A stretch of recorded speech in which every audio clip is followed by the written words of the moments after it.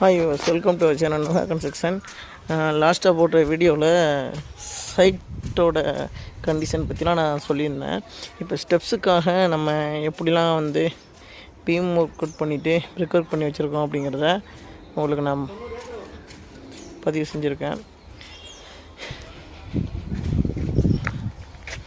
நம்ம பிரிக் ஒர்க் பண்ணோம்னா ஸ்டெப்ஸ் வர்றது அங்கே ஸ்டார்ட் ஆகி அந்த மண்டலில் அந்த லெவலில் ஸ்டார்ட் ஆகி இதில் வந்து முடியுது 5 ஸ்டெப் வருது. ஸோ அதுக்காக வந்து நம்ம கொடுத்துருக்கோம். ஒவ்வொரு ஸ்டெப்பு 15 இன்ச் 1.25 அடி 5 இன்ச்சு ஹைட்டுக்கு நம்ம போட்டிருக்கோம்.